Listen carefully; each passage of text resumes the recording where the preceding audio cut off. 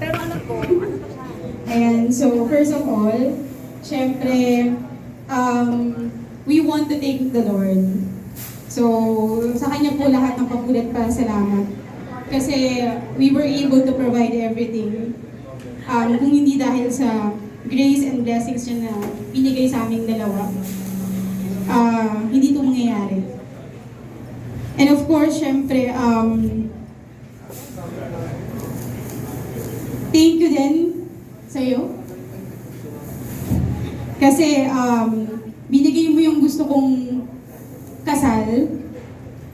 I know we exceeded sa ating budget na dapat eto lang, naging times 4 or 5 pa. Wala yun na ako magkano. And thank you for supporting me, understanding me, and of course, ensuring everything will be fine kahit na panay-agree ka lang most of the time. Third, syempre, sa aming mga magulang. Ayun, thank you po sa pagmamahal ninyo. Kahit na pwede naman kaming on our own, pero still, kahit bago kayo sa ganitong klase ng event, pinakita nyo pa rin yung support at pagmamahal nyo sa amin by being physically present. And I know for sure, emotionally, you are also praying for the both of us. Fourth, syempre sa aming mga suppliers.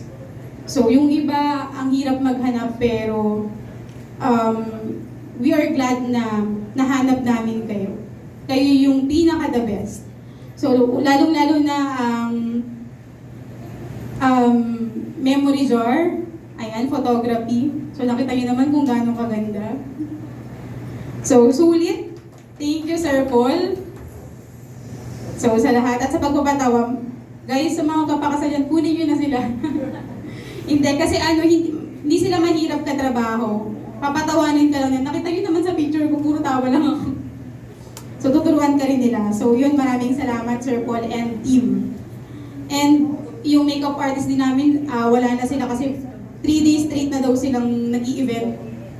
So kaya sinabi ko sa kanila, pwede na silang umuwi. So yun, thank you din kay Miss Jen. Kasi syempre, mula prenup, sila na yung nagkasikaso sa amin. And hindi lang work yung ginawa nila. They even exceeded yung task nila na pag-help sa amin. And sa sala, syempre, maraming salamat po. So, sa napakagandang place. Ayan, thank you so much po. Masarap din po yung food, di ba? Agree po ba kayo? Parang nabitin pa nga yung iba kasi masarap daw. And kung nandito man si Miss Charm, si Miss Charm? Ay, wala. So yung aming account holder na kahit nasusungitan na namin siya through chat, so andyan pa rin siya kasi hindi niya kami iniwan. So initially kasi hindi siya yung account holder namin, iniwan kami yung una naming account holder. So nalaman na lang namin May na iba na pala.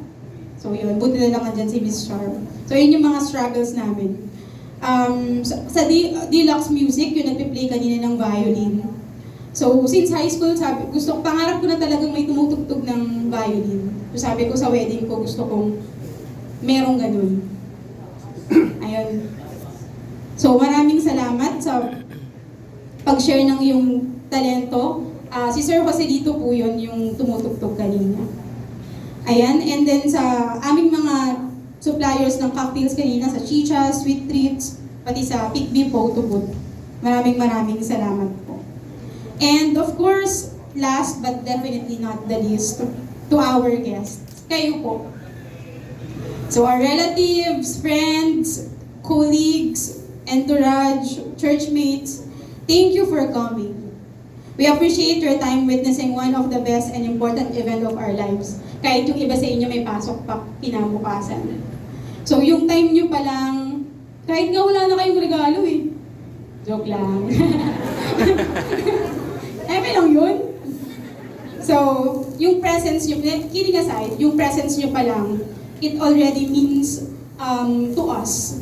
Kasi syempre, kasi itong guest na to, pinili talaga namin. Yung talagang kilala kami simula umpisa. So, yung mga naging parte ng pag-grow namin kung sino man kami ngayon. So, maraming salamat sa inyo. So, mahal namin kayong dalawa. I mean, namin kayo. So, ayun. God bless us at mag-iingat kayo sa pag-uwi. Part kayo ng aming core memory. Maraming salamat.